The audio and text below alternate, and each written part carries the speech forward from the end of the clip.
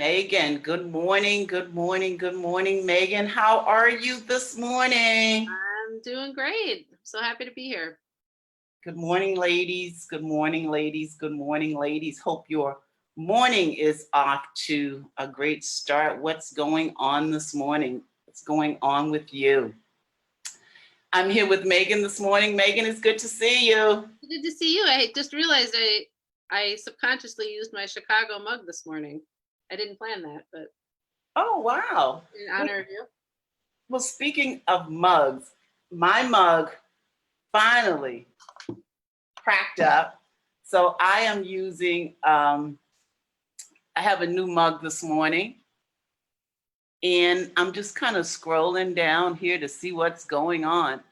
But it's good to see you this morning, Megan. Thank you so much for joining us. You know, I appreciate you getting up so early this morning.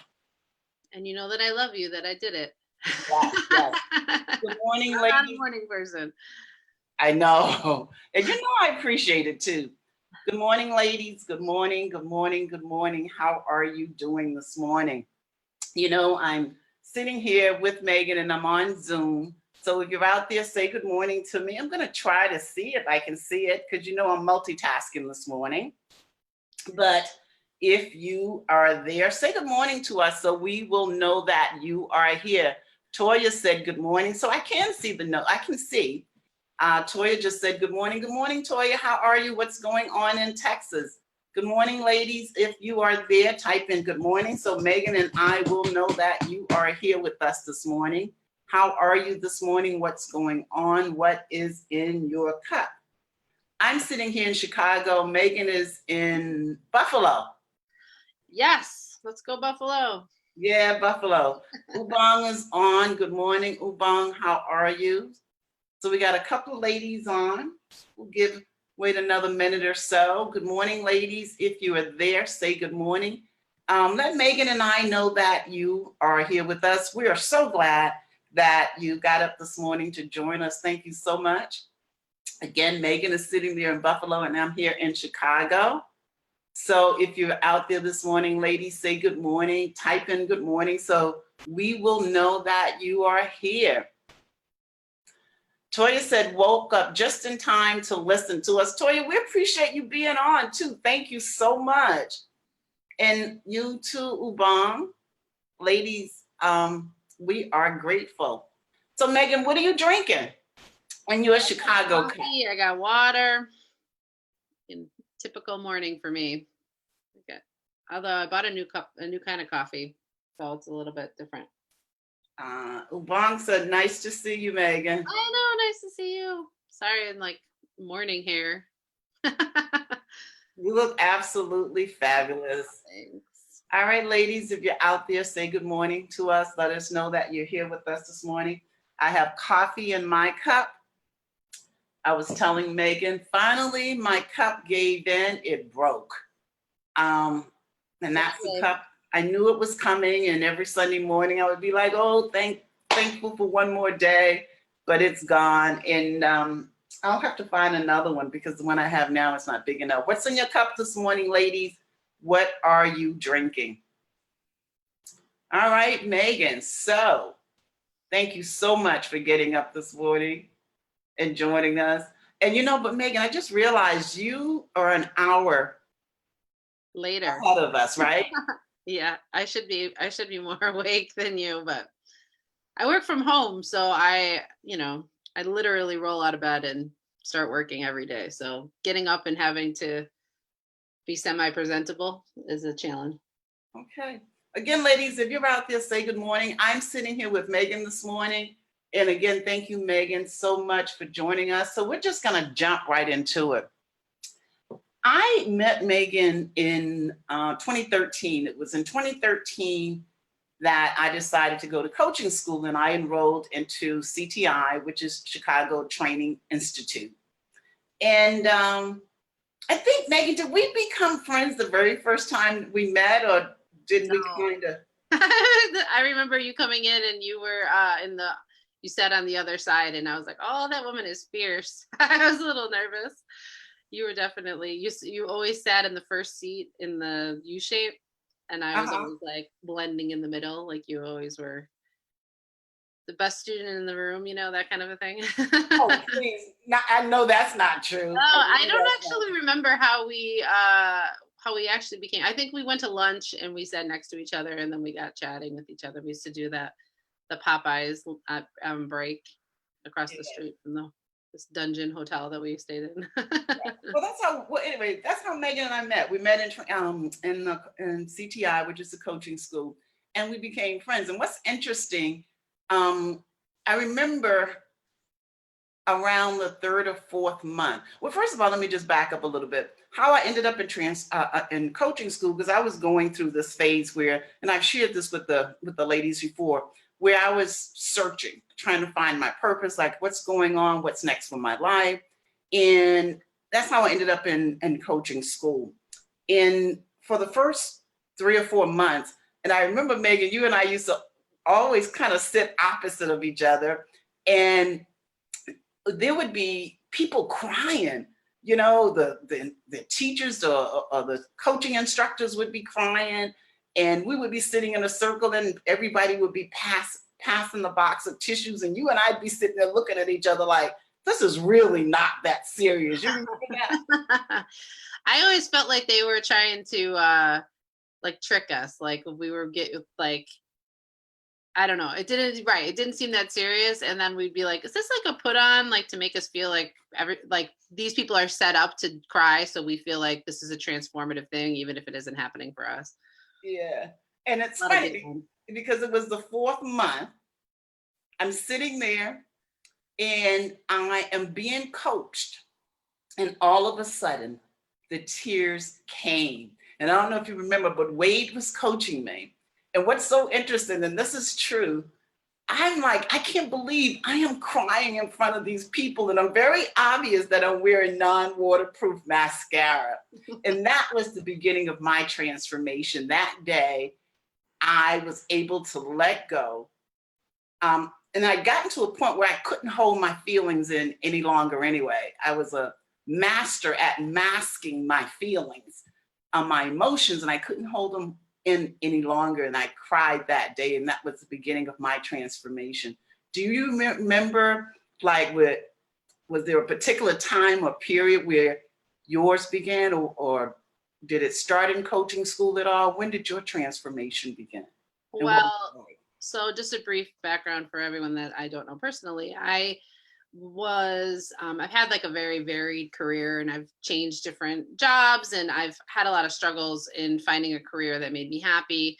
I was in a very toxic work environment.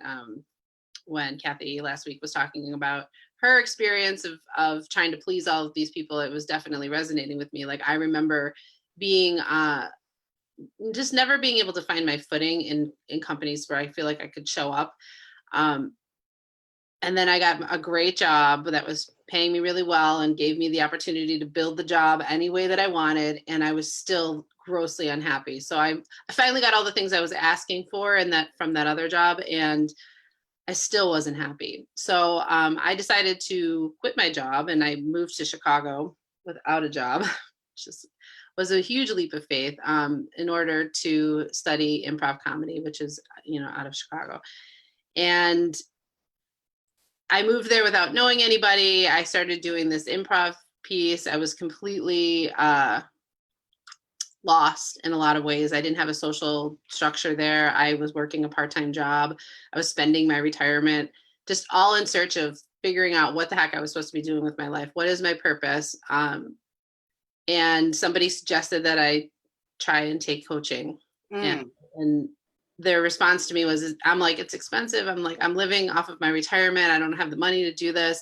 And she's like, if you invest in this piece of it for yourself, you will be saving yourself a divorce, many wrong steps in your life. Like you need to do this for yourself. So the first day that I walked into the intro class for coaching, that was my transformative piece. I had never been in a room with everybody being on the same page around that. Like I've always been the person that was the empath that was trying to help people grow and be better people versus getting a job done. And there was a room full of people that this is what their goal was like, how do I serve others through my own gifts to make the world a better place? So that very first class was probably the most transformative for me. Wow, that's interesting.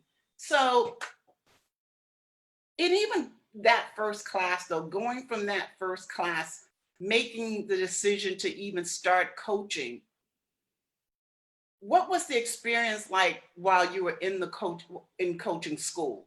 What was that experience like? And how was it different from the first day in terms of what you were feeling coming into it?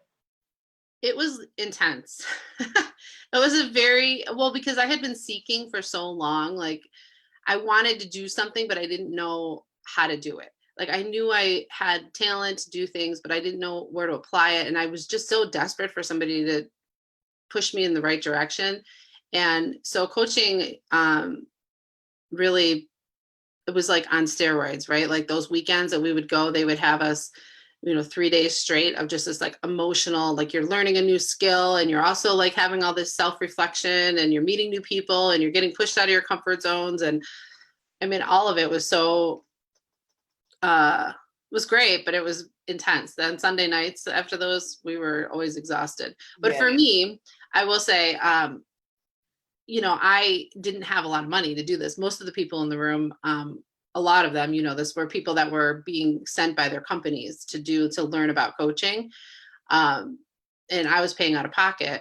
So one of the transformative moments that I had is because I knew I couldn't afford to keep it going. And it was, it was a pretty significant investment that, I've been single for a long time. My parents are very traditional.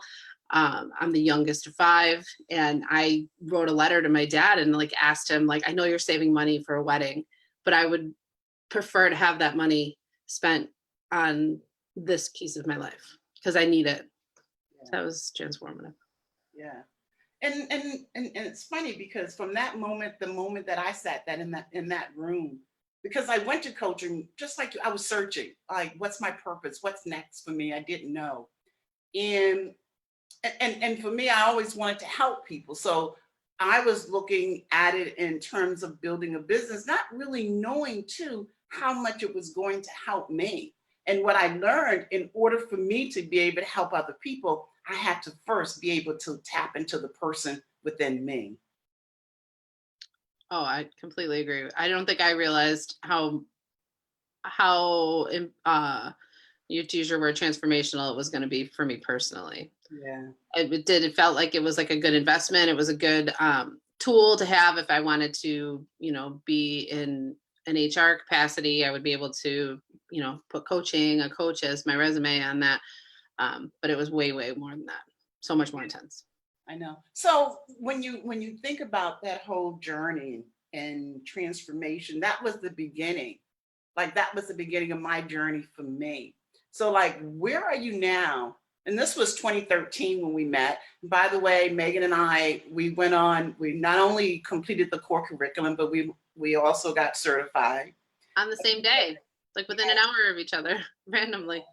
And we've been a big support. And I've talked about you often on Coffee Talk. We talk a lot. And it's funny because we have different styles, but we always get to the same place. We use different approaches, but we always get to the same place. That is true. Yeah.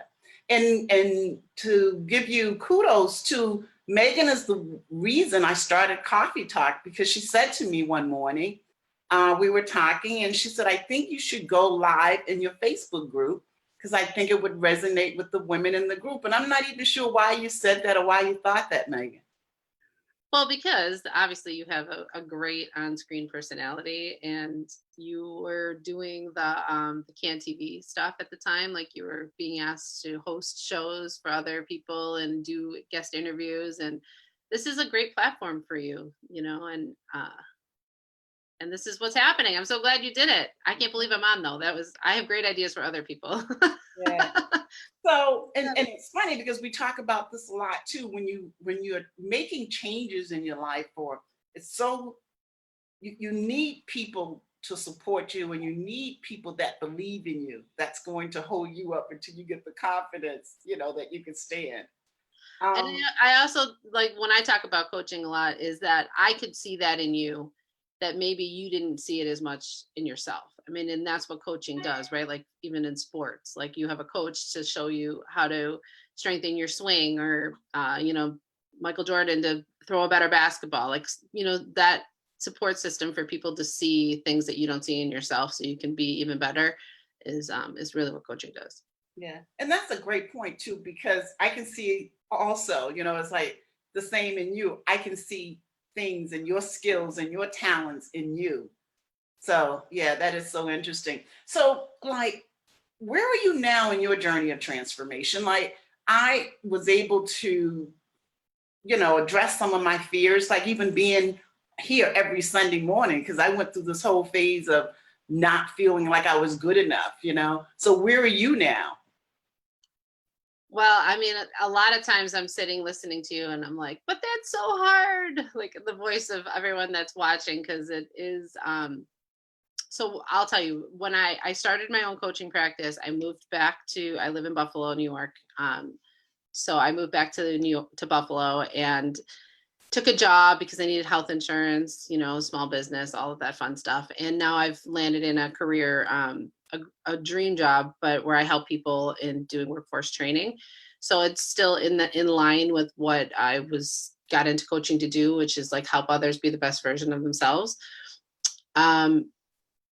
Where am I in my transformation? It is a daily challenge. It's coming up against things like this job that I'm in is very challenging. It's pushing me to get out of my comfort zone in a lot of ways, public speaking and just being in executive level conversations all the time.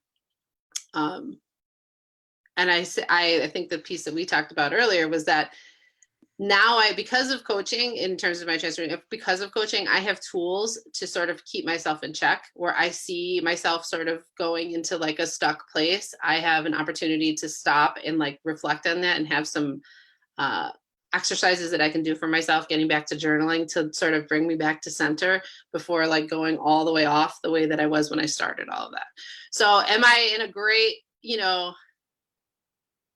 utopian place in my life? No, I'm still, struggling to have a healthy, adult relationship and manage my life as, a homeowner and having all of the pressures of um, being a single homeowner. But I'm in a good place about it. I don't have that pit in my stomach and that fear that I did before I moved to Chicago. Like I feel confident in the fact that like I know that I will be able to find my spot on the horizon and move towards it because I know who I am. I know what my values are. I know what I want out of my life, and I have a vision for myself. So is it perfect? No. But is it way better than not having any clue about how to help myself? Yes, of course. Huge. Yeah. And we're not going to talk about vision today, but I do want you to come back on one day and talk about vision because you and I talk about that a lot, or we talked about it a lot. And for me, before I went into coaching, I hadn't even thought about vision.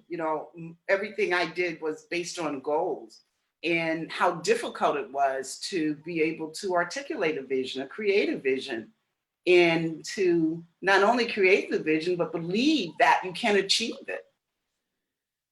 Yes. And I think that one of the greatest challenges and also one of the greatest things that I've taken from coming back to Buffalo. So I was in this bubble when I did the coaching piece. Like I said, I was in Chicago. I had a very small social circle. I didn't have a lot of, I was basically forming my own personality there in this like little bubble of people that didn't know me for years and years and years. And then I came back to Buffalo where my family's from and where I went to school, and all of my, everybody around me had this older version of me. And had to sort of accept this.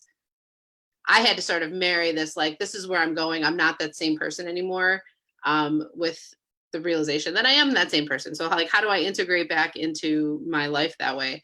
And there was a lot of choices that I had to make around like, am I going to keep this relationship going just because it's always been, this is somebody I've known forever and ever, and I should just keep I can't break that? Or do I have now a vision and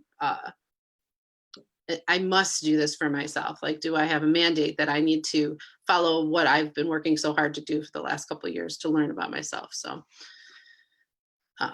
I'm gonna put you, you're gonna get me for this one, and I know it, but you've used the word relationship a couple of times. So what have you learned about yourself?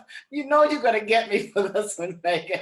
But you've used the word relationship a couple of times, or relationships. So um, how have your relationships changed, or do you look at relationships the same? You approach them the same? Do you go into relationships the same? Where are you with relationships? And I say that because you use the words a couple of times. No, no, I'm an open book for you, Eva. You know that.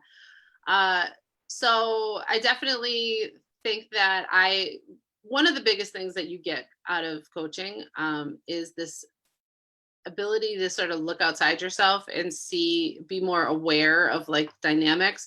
And I definitely am like a codependent personality. Like I get in myself into situations where I want to help others. That's where the coaching thing came from. And that my previous boss and I had a very toxic codependent relationship. And now I have a tendency to get in those types of relationships with men as well. Is it perfect? No. But how have they changed is that I've found a way to sort of recognize when I'm doing the thing that I know that doesn't serve me, and start giving myself an opportunity to make different choices.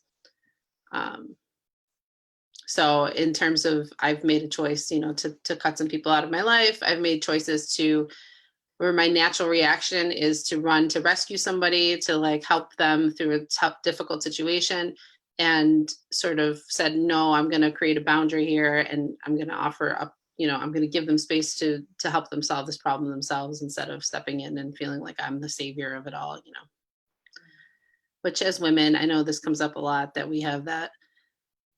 Often people think that we are, we think that we need to mother everybody, and that people aren't going to be, they can't help themselves. So that is actually probably one of the greatest learnings from coaching too, as well, as this, like, people are naturally creative, resourceful, and whole. That's like the mantra that they teach you at the coaching school that we went to. Right. And that reminder of that every single person has the ability to resolve and solve the problems that they're dealing with in their life. And that's their challenge. You don't have a responsibility to help them through that problem. And you have a responsibility to hold them in love and give them the opportunity to solve it themselves, but it's not your responsibility to solve it for them. Right. And I was going to ask you, what's been one of your biggest learnings? So that would be one of your biggest learnings, is that people are creative, resourceful, and whole. Doesn't necessarily mean they won't need help along the way. And you could be there to help and support them, but you can't do the work for them. 100%. Yeah. And the fact that, when you're a codependent person, you feel like they can't do it. Like it's disrespectful. You think I'm speaking for myself, of course, but like a lot of my self-identity was around the fact that I was the person that everybody could come to and get what they needed, in terms of either it was a boss that I was going to be able to provide a really good support for work, or a relationship I'd be able to help in any way they needed. And then realizing that when they didn't make the choice to help themselves, then it was a reflection on me.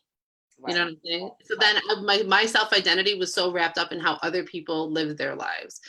And that's a very exhausting place to be. So like surrendering that fact that I don't have a responsibility to make sure somebody's life goes a certain way. They have a responsibility to do that. Wow, that's a powerful learning. That is very, very powerful. Thanks for sharing that too. And we talk a lot too, Megan, about change. And I say it all the time, change takes time. And you and I are both coaches. We've learned skills, we have resources, but we still go through the same thing. You know what I mean? We still have the emotions that are there. The only difference is, because we have resources and skills, we can control the narrative a little better, but we still go through the emotions and dealing with change and confidence, because when you first start to make changes in your life, you don't have the confidence. You know what you want, but you don't necessarily have the confidence. So you have to keep working at it and managing the saboteur, that little negative self-talk, and Sometimes relationships too, because everybody's not going to be on board with you when you want to make changes in your life. Um, but the difference, I think, is because we're coaches, we can manage the narrative a little bit better. What do you think? Yeah, I mean, it's there 100%.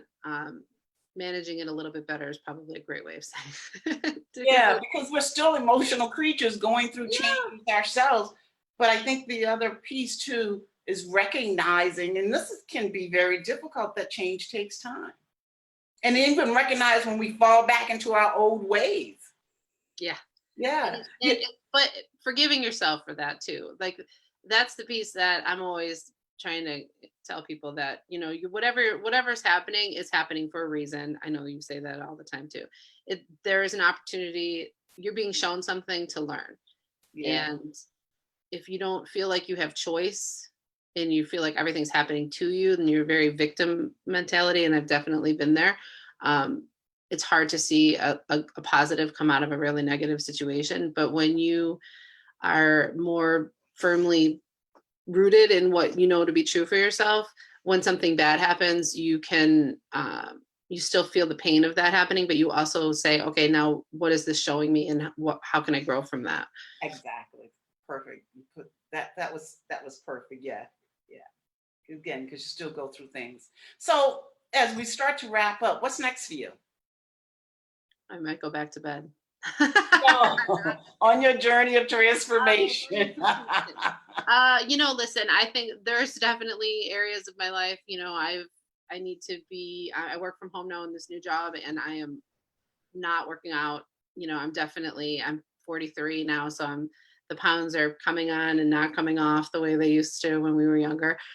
Um, so like getting physically healthier is like a real important thing that needs to happen.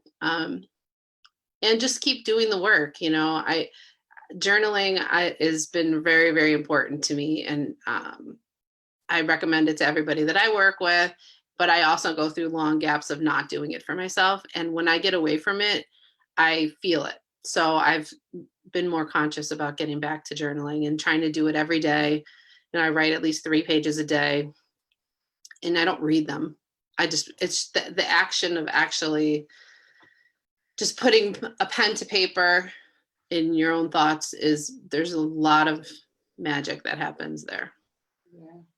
And one other thing, really quickly, just to mention also, and you and I talk about this a lot, is knowing your values, Mm. knowing what your values are, and making decisions that are aligned with your values.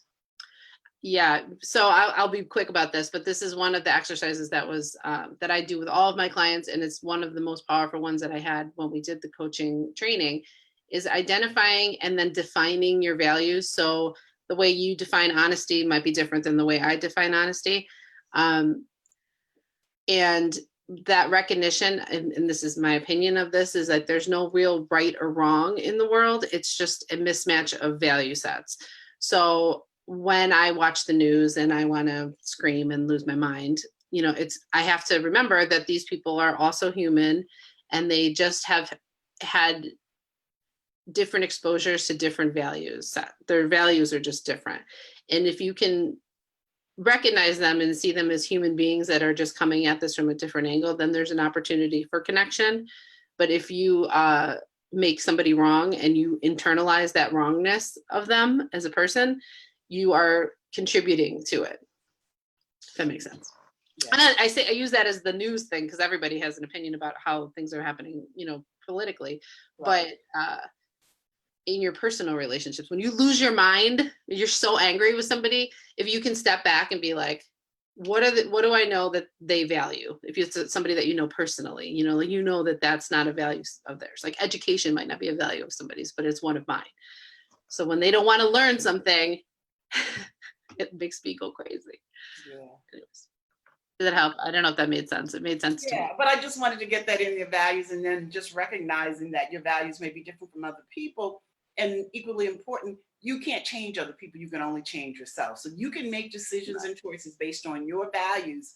And just because someone may have a different set of values, to your point, it doesn't make it right or wrong. It's just that you make decisions based on what's important to you. Right. And I think that when somebody tells you, why are you getting so upset? It's not that big of a deal. And you just like, you go crazy, especially like in a interpersonal relationship. It's because that person doesn't value that and you do. And you have to decide, you know, what type of relationship you want to have with that person. So, Mm-hmm. Megan, with that being said, I so appreciate you coming on. I don't know if you have any last words, um, any words, last minute words you want to share with the group before No, I we just let you want to go? say thank you, and I'm so proud of you. And since I've known Eva, we sort of met on the same starting line, and she has managed to do some really amazing things in those years that have happened. I mean, this is going to be her book that's coming out. She's worked so hard on and doing this show, even though she cursed me for every Sunday for many weeks. Of I can't believe you talked me into doing this.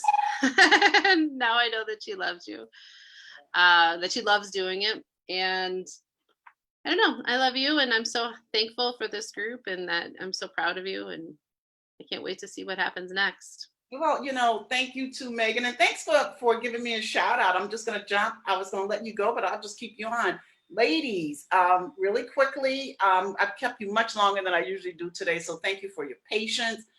Just scrolling real quickly to see any comments or questions for you.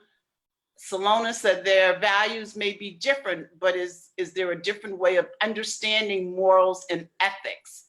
In other words, you may be raised with different values, but are there a general set of morals? Uh yes, I think so, but I also think that's subjective. I mean, I don't know. I know what you're saying, and I agree with you because I am that I have a moral compass on that. I know that's a hard Yeah, answer. yeah. Um, and then I'm just scrolling through. Lynn is on. Lynn was also in our coaching group together. She was with us in coaching. She said hello. Hi, Lynn. Yeah. But Salona, that's a whole different conversation when you start I talking know. about morals and ethics, especially when you look at the political scene today. And sometimes I think we we see people from our perspective, you know, from our eyes. And some people were brought up totally different. So, and that can be very, very difficult for us. For me, I mean, I'll talk about myself personally, that can be very, very difficult because I know how I was brought up and I know how I define and what I believe morals and ethics to be. And for some people, you know, they never had to be held accountable. So that's a whole different I conversation. was gonna say, I mean, we could really get into that. I think that, but at the end of the day, if we don't, it. I think what my point of saying that was more of like a recognition that we are human beings, like we are part of a human race, Yeah. and that there are going to be conflict in that. But when you can see the conflict as a human to a human, then there's an opportunity for there to be learning. But I don't. I mean, I definitely think that there's a, you know, I don't know. I'm not solving that problem this morning. Well, a couple of things, ladies, real quickly, then I'll let you go again because I apologize I kept you longer today. But first and foremost, Megan, I truly appreciate you being on. It's been a great conversation. Like I said, Megan's also a coach. We talk a lot. And one of the things that we hold each other up. We do. We hold each other accountable too, because we have straight talk sometimes. You know, she'll get off the phone. I'm like, oh, I'm not going to hear from her for a couple of days. And you probably feel the same way. We hold each other accountable, but we also use our skills and our resources to help each other through our transformation.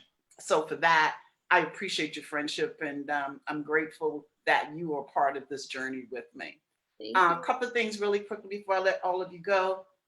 October 26th, Witness the Most Powerful You workshop here in Chicago. In that workshop, too, we talk about values. That's one of the lessons from one of the principles. It's the very first principle, awareness. We talk about values, and values are so important, but also knowing your values and defining them so that you are truly clear about what that value means to you. So I have a workshop coming up here in Chicago, October 26th. I'll be in Houston, Texas, November 9th. If you are looking for a process or strategies to help you move forward, to make changes in your life, this is a great workshop. Small investment, big return, if you are ready to do the work. So 2 workshops coming up, and my book launch, yay, November 2nd. I'm so excited. Ladies, if you're here in the Chicago area, please come out and join me for the book launch on November 2nd. What else? Did I cover everything? I think that's it. Megan, again, thank you so much for joining me. Ladies, thank you for joining us this morning. We truly appreciate you. And if you ever want to come on and share your story, have a conversation, I welcome you. So with that being said, love and blessings to you and your families. Have a great week. Thank you, Megan. I'll talk to you soon. All right. Take care. All right. Bye.